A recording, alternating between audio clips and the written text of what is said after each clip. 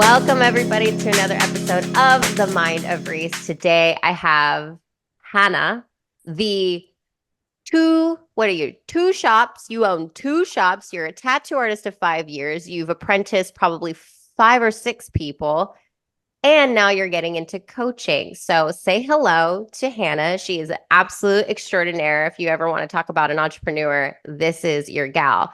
Hanna, thank you for being on the show with us today and just giving us a little insight on what you do. It's been really exciting to kind of have more people, because normally this is a solo show and I normally like doing solo. But since I just ran Scale, which is obviously getting artists who desire to become coaches, mentors, and educators into that realm and really like growing and scaling their business, I was like, I should get the coaches, the tattoo educators on the podcast because it's like, why not? Like, why not promote this? So thank you so much for coming. Thank you for having me.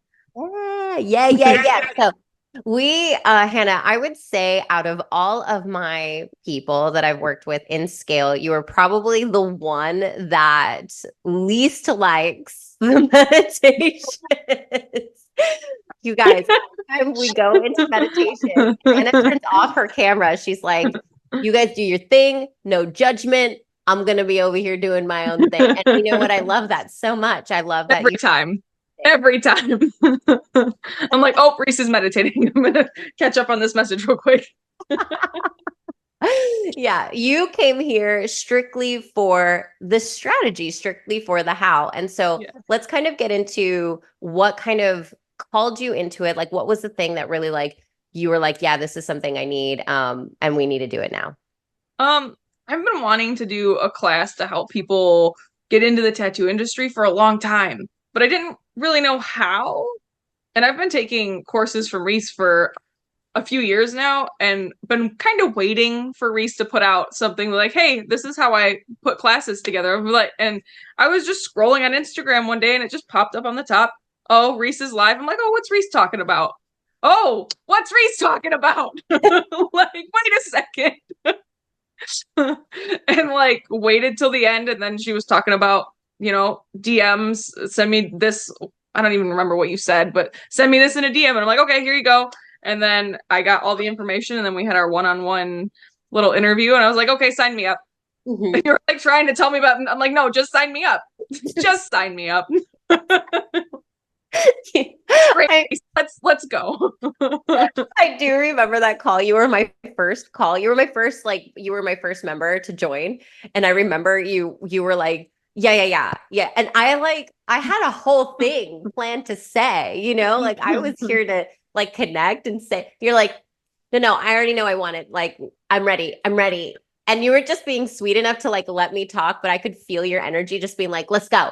Just give me the gimmies. And I honestly, I honestly said to myself, I was like, if it's just me and Hanna doing this together for the next 3 to 6 months you've been with me, I'm good with it. Like, let's go. And so, yeah. And so then that happened. And it was just like one of like the funnest things because you bring a different dynamic, especially to the mastermind, which is, a lot of artists don't know exactly what a mastermind is. And so like with this particular program, there is like the learning aspect, right? The actual how-tos, like the step-by-steps. And then we have like the Telegram group, which allows us to like go back and forth, ask each other questions and bring all of our knowledge to the table. And then including like our group calls, which also ended up doing that. And you had a lot of really, really, really incredible insight, especially when it came to working with other artists, hiring other artists, like this kind of thing. Cause you were one of the, I would say one of the only owners who had other tattooers in their shop. Like a lot of, some others had like private studios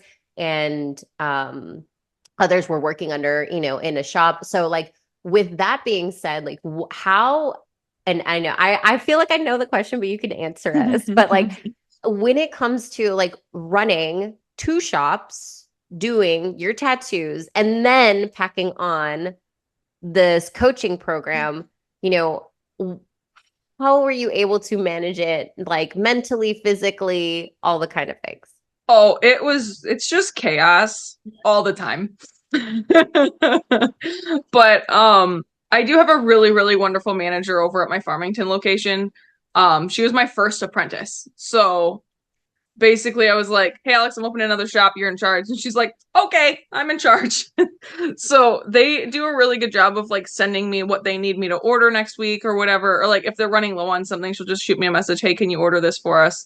So Farmington's like self-sufficient for the most part. I don't even have, the only time I ever have to go to Farmington is when we have a health department inspection or drop off supplies, but that's neither here nor there.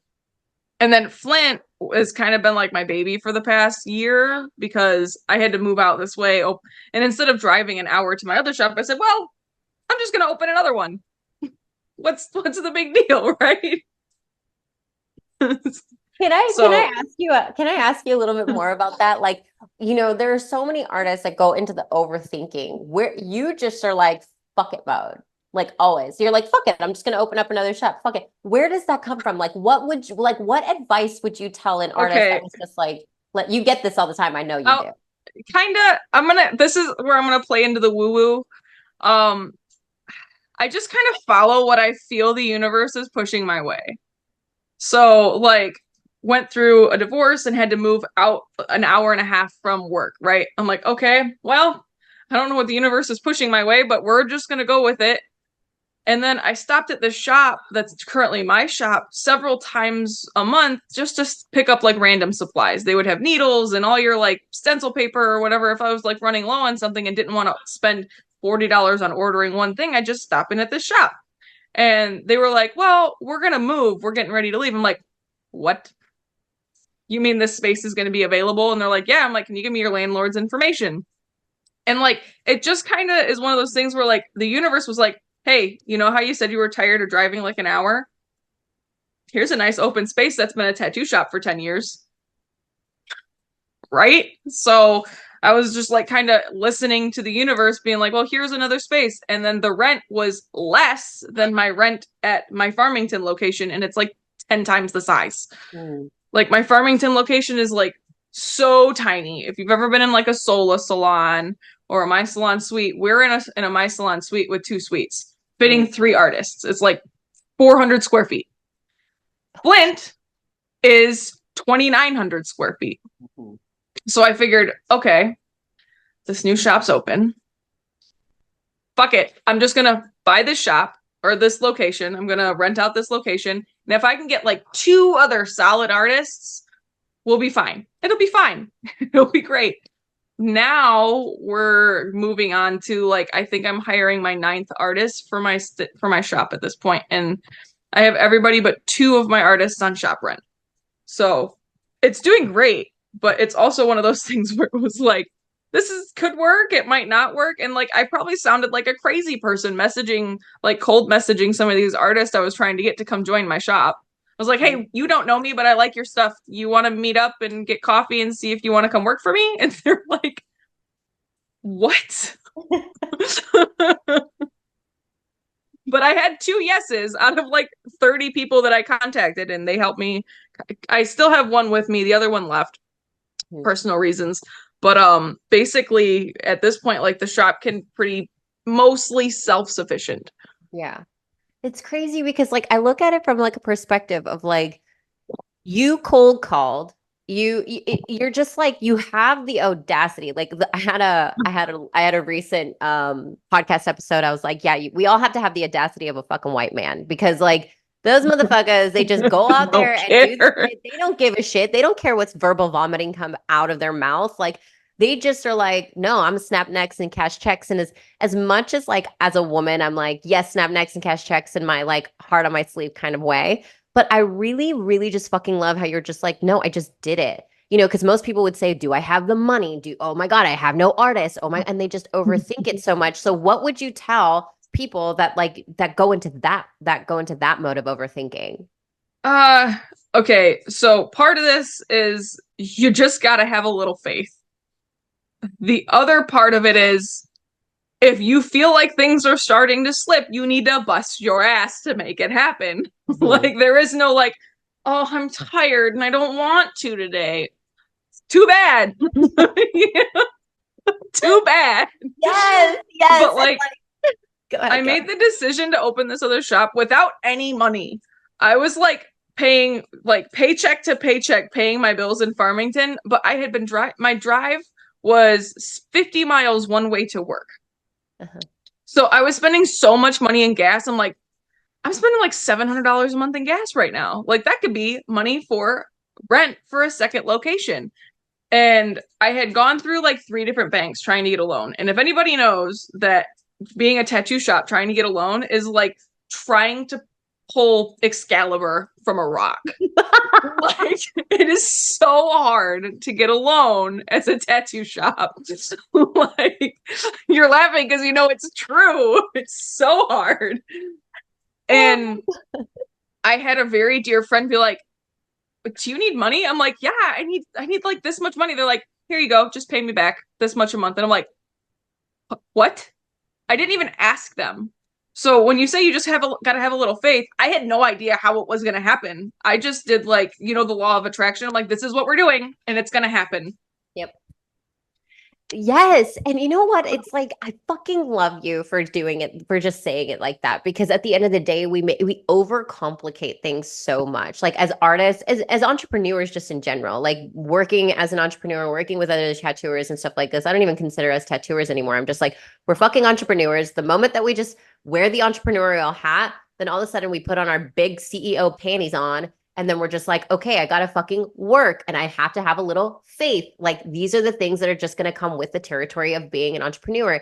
If I'm thinking like a tattoo artist where I'm like, oh, the starving artist archetype is so fucking real. It's so fucking real. The archetype of like, oh, live to the next dollar. It's just like, oh, only quick wins. How can I get more followers? Things like this. And you're just like, no, you got to grind. Like there are absolute definite days like, people, I think we get this, there's something out there that's like, I don't necessarily believe in the hustle culture, but I do believe in like devotion.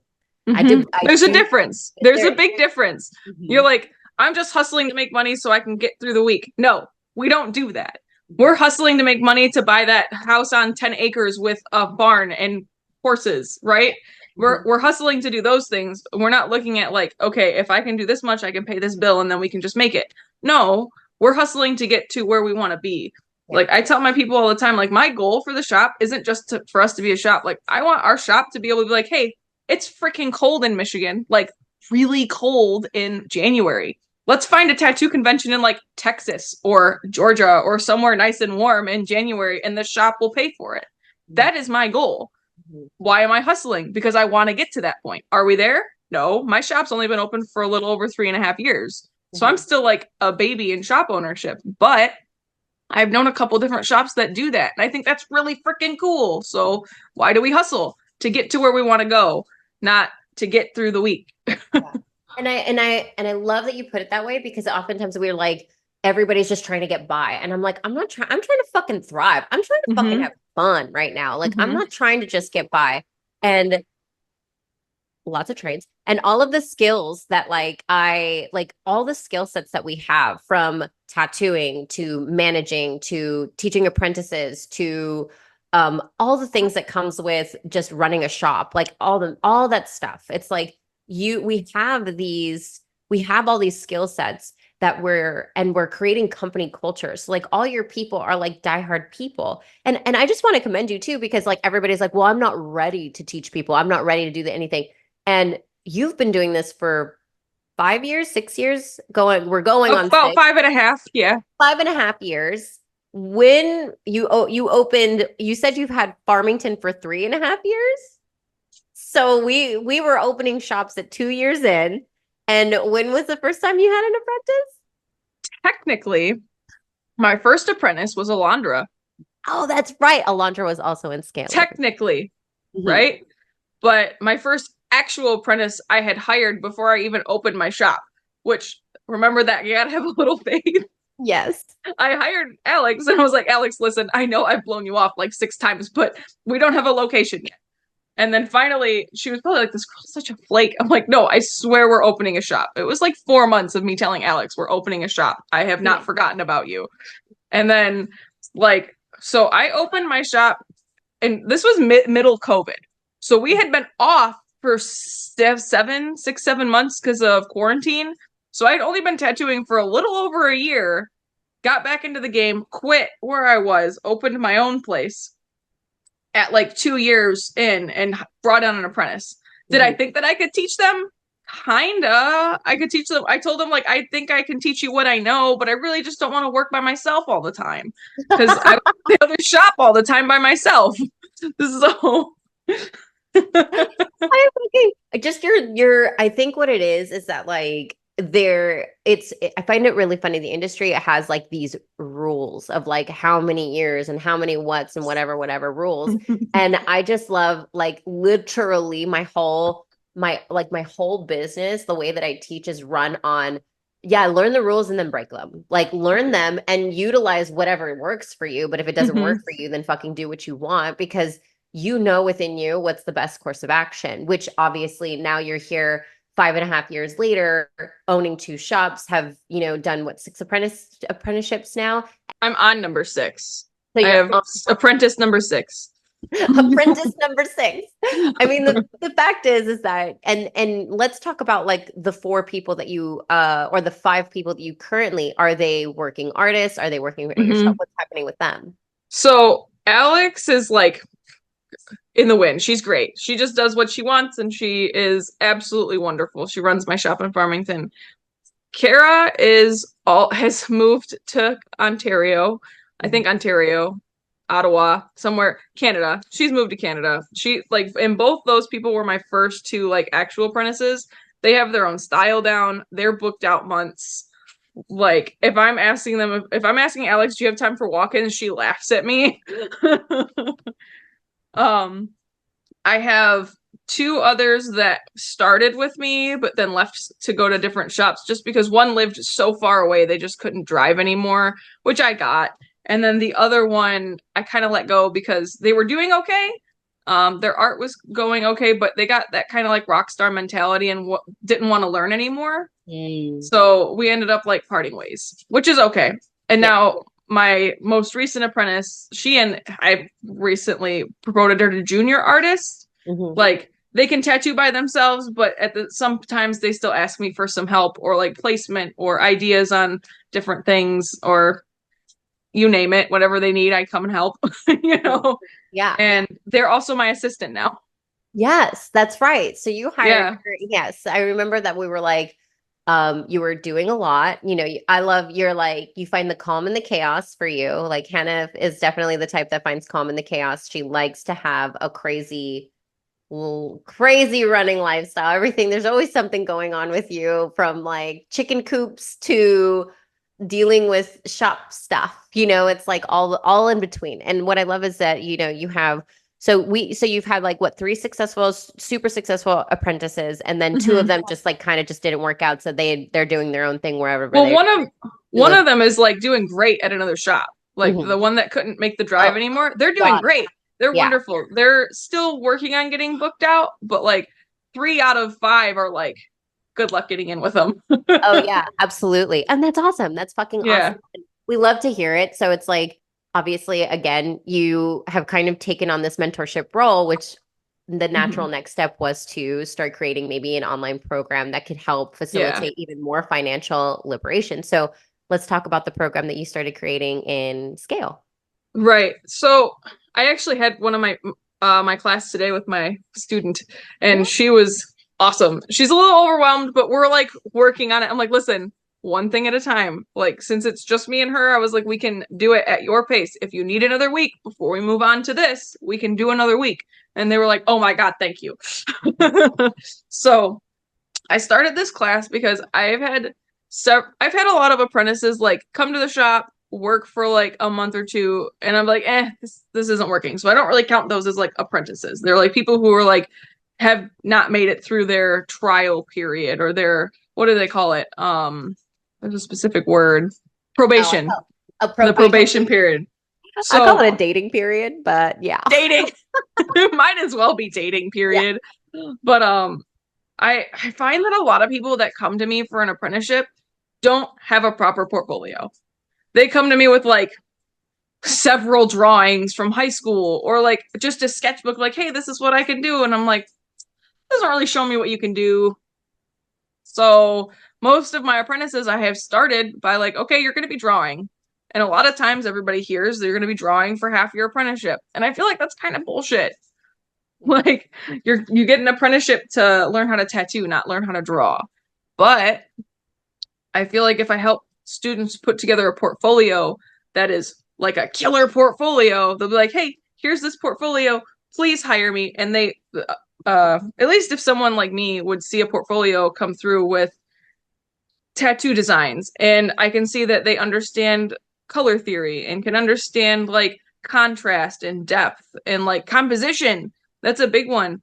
A lot of times I find students don't know how to draw like horizontally. They draw or vertically. They always draw like horizontally like a piece of paper. Well, most of our tattoo designs are forearm, upper bicep, legs, like they're long, not wide. So it's hard for people to kind of make that shift in their brain to draw for tattoos and the body as a canvas opposed to paper.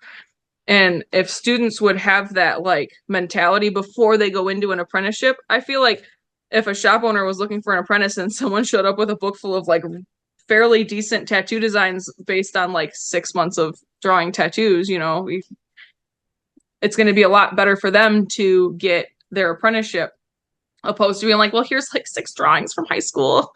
I can do this, this, and this.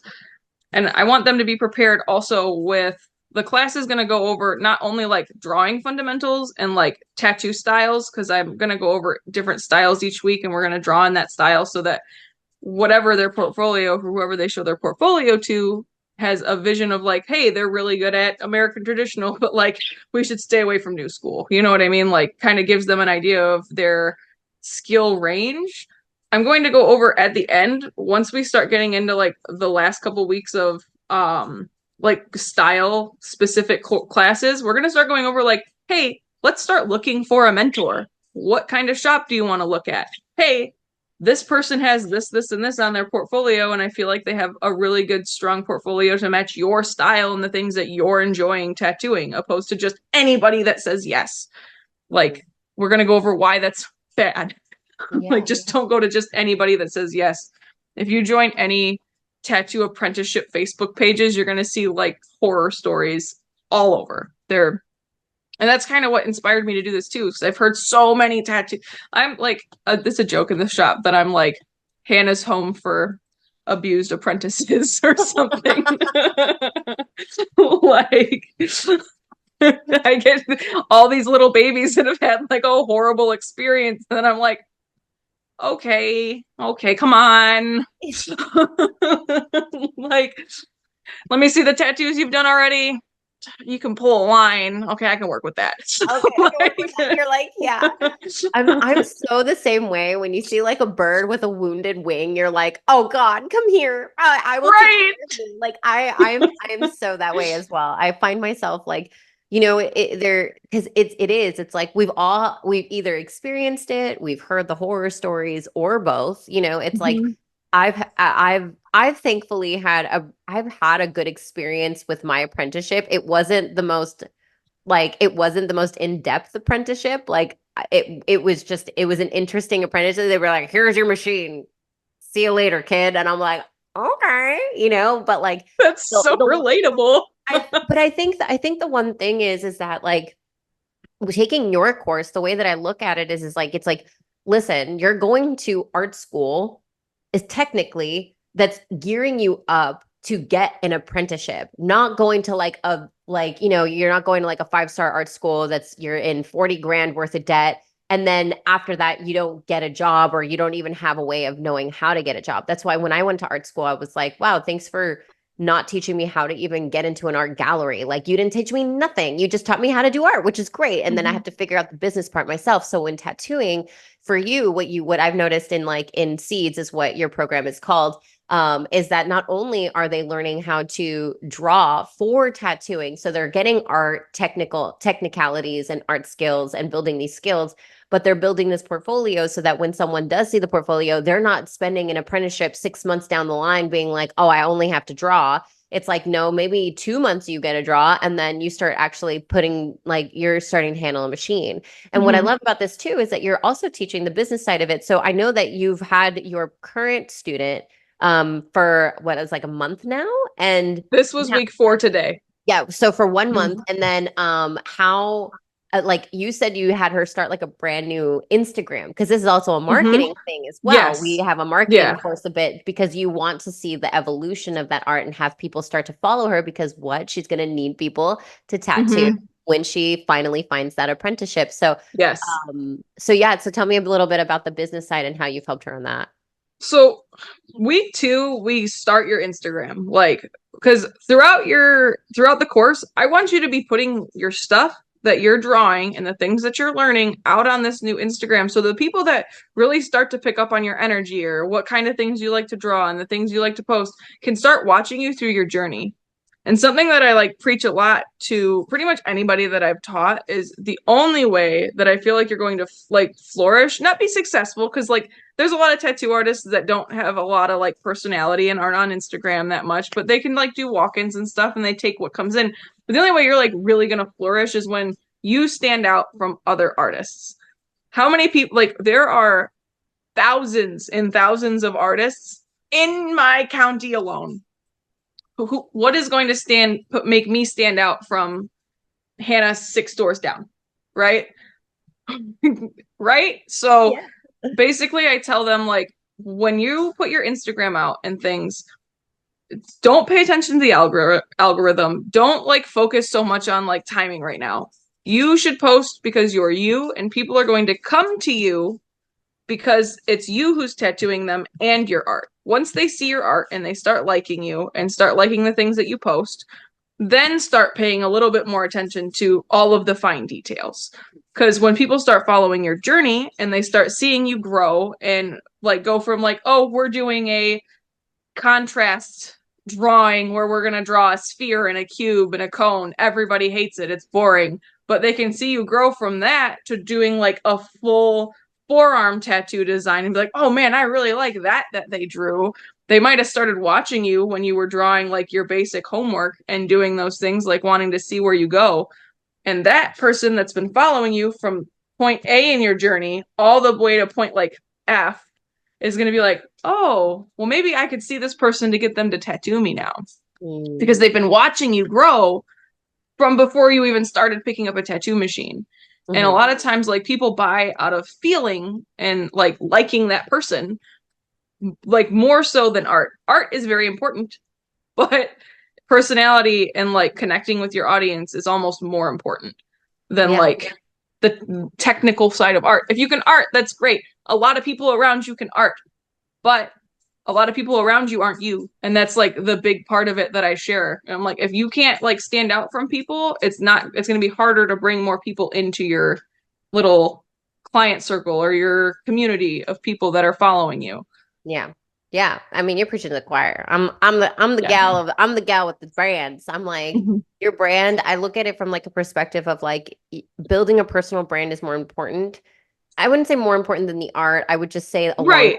the art. I'd say alongside the art because there are really a lot. There's a million beautiful tattooers out there Hmm. that do really incredible work, but they don't have a personal brand. And then they're wondering why they're still trying Hmm. to get, clients. And when I Right. say personal brand, a lot of people go, ick, I don't want to be famous. I don't want this. I It's want not my the art same. for itself, but it's not the same. It's literally like saying like, well, I don't want to go to the gym and get fit because I don't want to be a professional athlete. I'm like, you What?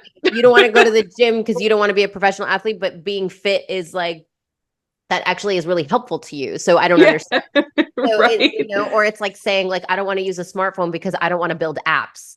Hmm. Um, a personal brand is like your digital handshake. It's Hmm. it. It's just a digital handshake, Exactly. literally being like, hey, like we walk-ins, meeting people at bars, meeting people at like it's definitely doable, but it's not often, and that's what the beauty of social media is all about. And so if you can build something like that at the very beginning, which is something that like I didn't know I was doing inadvertently when I first started, you know, showcasing my art. I was just like showing my art and then that's how it built. And then that's how I was able to like go from, being a first year tattooer to already having clientele already just like in the wings. And like I was already making a living my first year. I was like, yeah, Hmm. like, okay, let's go.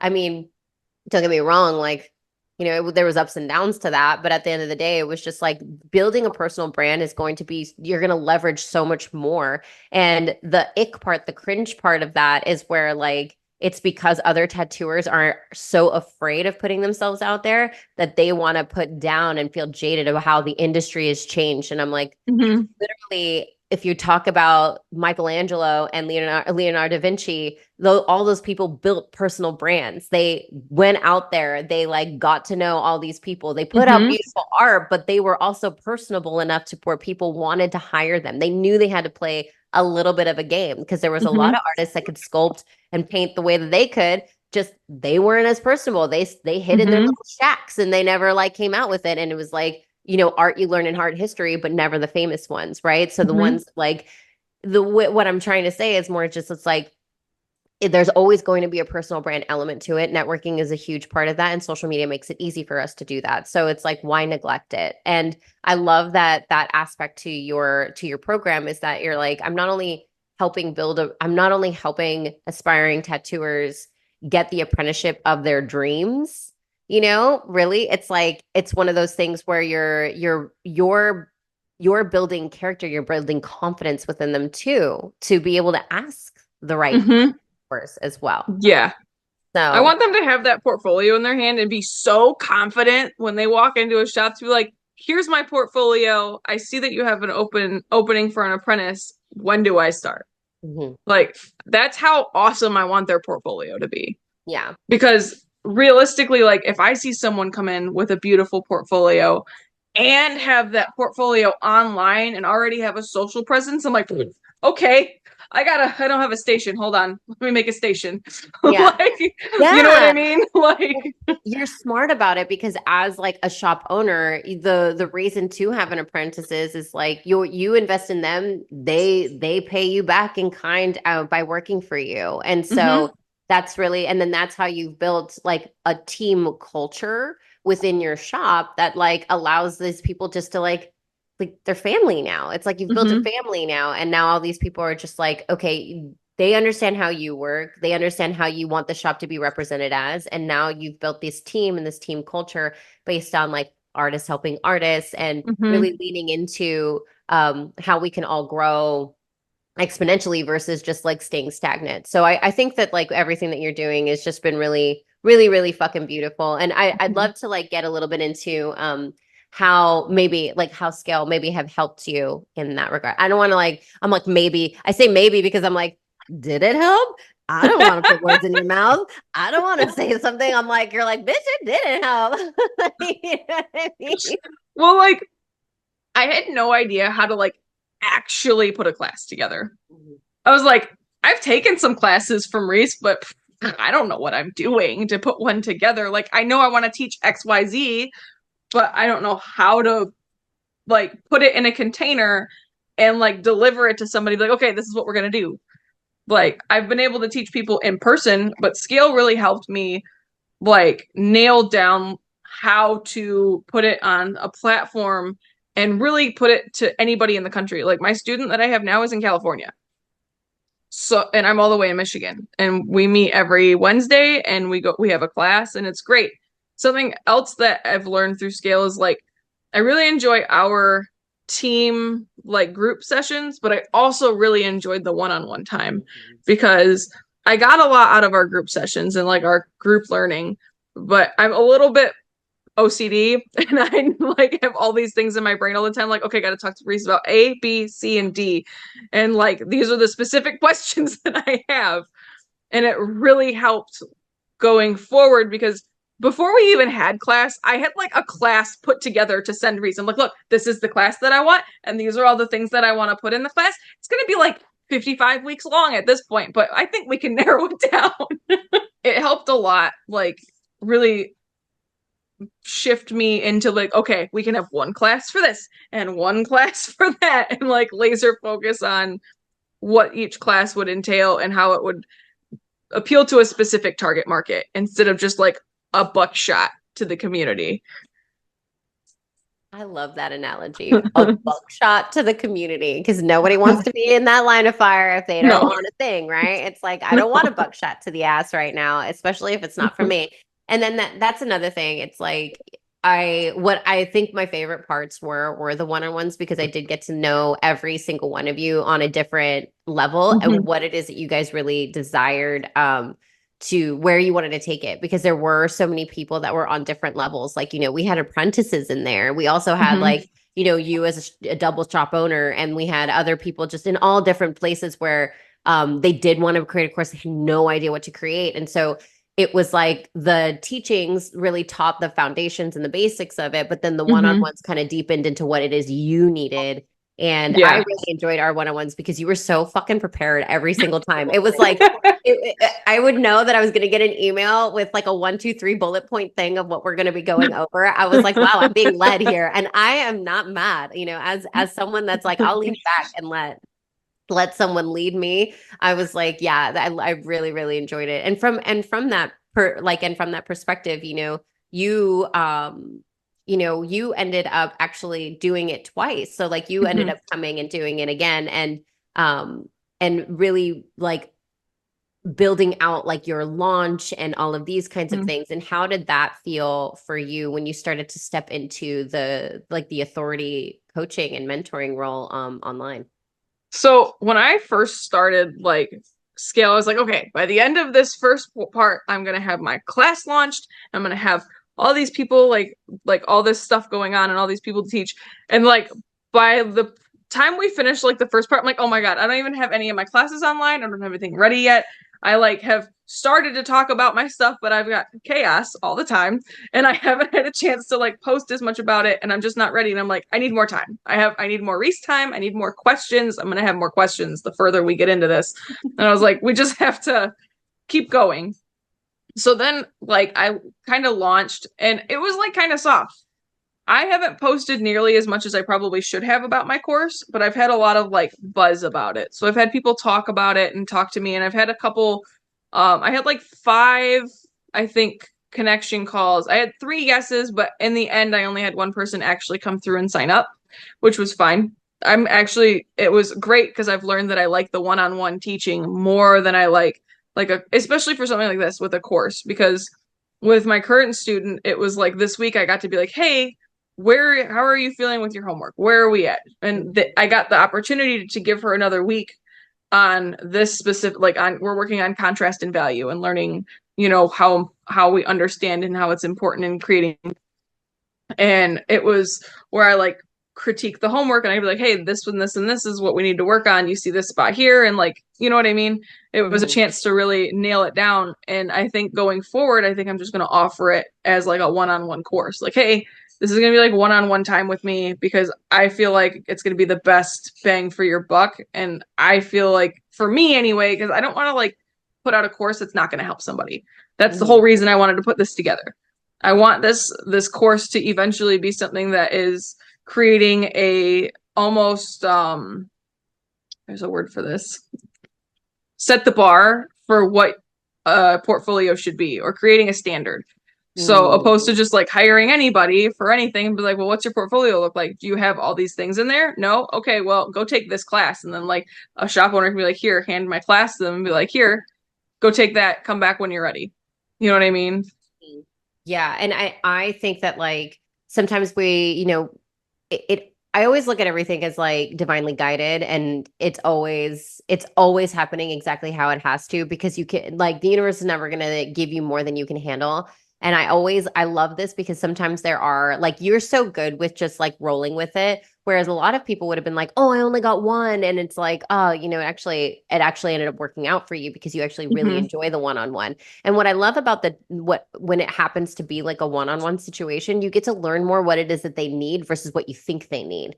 And Mm-hmm. that really teaches you how you can refine the classes over time. And that's basically like you said, you're like, I don't want to put out a class that's not going to fucking help someone. And it's not, Mm-hmm. yes, of course it's for financial liberation, but at the end of the day, it's like I wanted to bring massive transformation for the person, Yeah. and then be able to be like, okay, then we can make this a group course and then further, Mm-hmm. grow and scale it. And this is where you do this really really well, where you think long term always. Like you're always Mm-hmm. thinking like fucking long term, like this isn't going to happen in this much time. Yes, I'm going to go really, really fast, but at the same time, I'm always like open to seeing however it just shows up in my lap. Hmm. And I fucking like, I love that about you so much. I think a lot of artists are going to gain a lot of like that like staying power of how to stay and think of the long term, because everybody's Hmm. always like now, now, now. And of course, like I want everything now too. I want everything fucking now. But at the end of the day, it's like it's not always going to happen that way.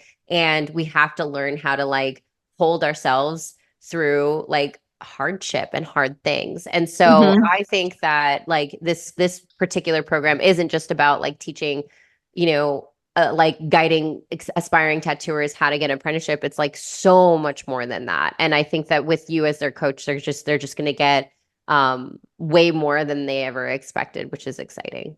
Yeah. I've really enjoyed teaching because I think I like teaching apprentices and like being able to teach them how to do like the art side, but also like the tattoo side. I enjoy teaching. For a long time, I wanted to be an art teacher, and then I figured out how much money they make, and I said that's not going to happen. Guess what? I'm still an art teacher. But now from a different capacity, because now you're teaching people, you're literally helping people score an apprenticeship that could potentially make them 6+ figures if Yeah. they really, really put the pedal to the metal and learn exactly Hmm. what you're teaching. So I love this so much. And so Hmm.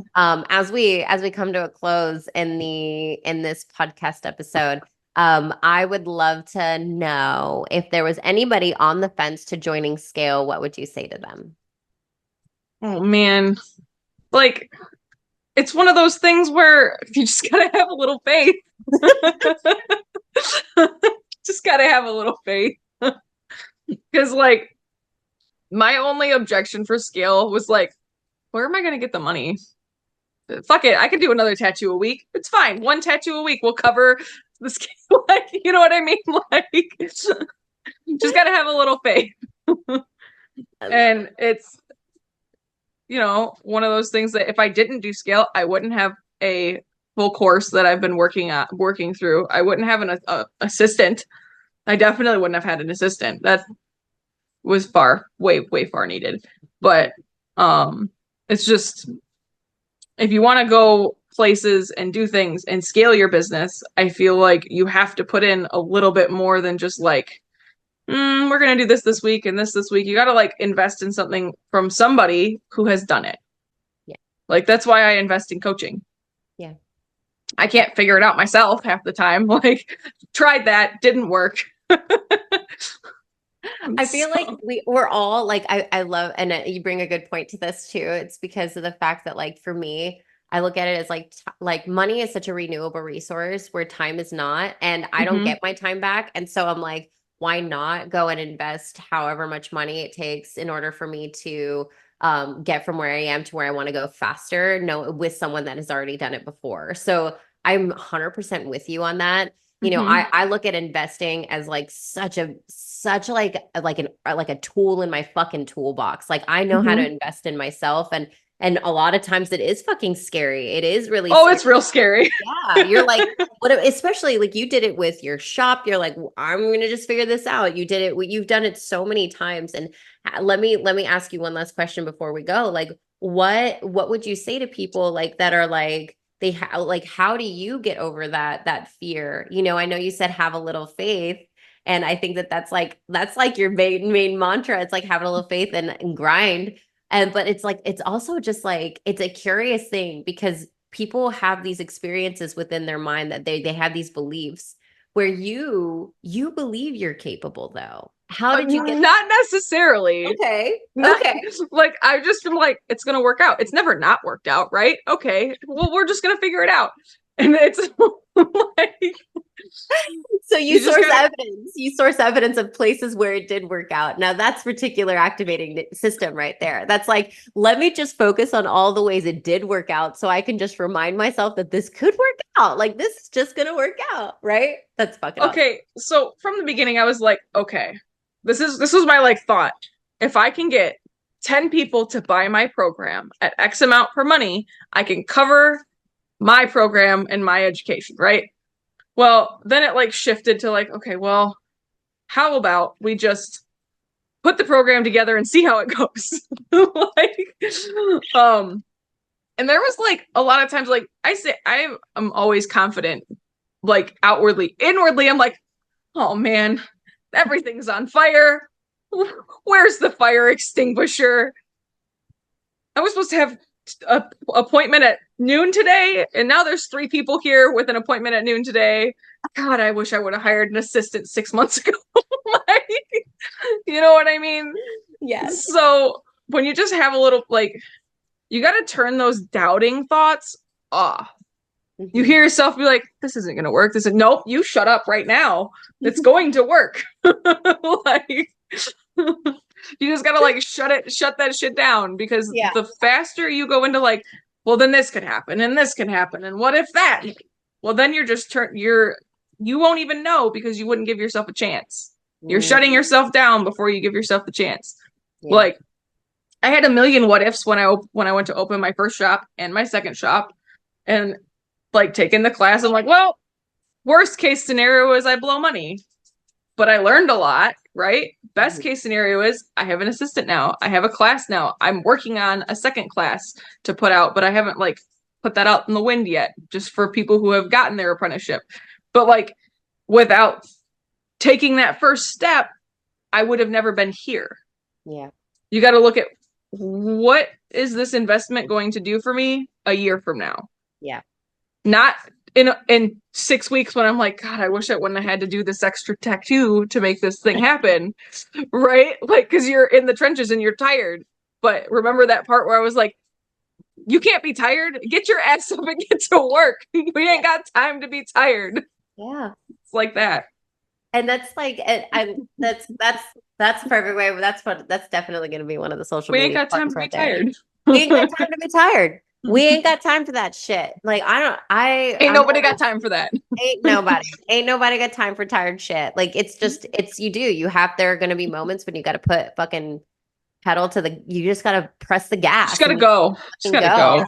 And then there will be times when you're like, wow, I get to lean back and I get to lean out and get to look at all the things that you've done and you've created and how many people you've helped and like how purpose fueled it was throughout the entire time. It's like constantly remembering why the fuck you're doing it in the first place too. And so, you know, I love you, Hannah. I think you're fucking incredible. You're definitely one of my favorite, like, no nonsense people that just is like straightforward. Let me just give it to you like it is. Like, you've always been that way. And and so I really just enjoyed being able to be in your corner and see your business and be able to be like inside knowing of your business and just gain a little bit more knowledge of how you run your things, as well as like offering whatever I can offer and help into that into more. And so more chaos. Yeah, more chaos breeds chaos. It's always chaos.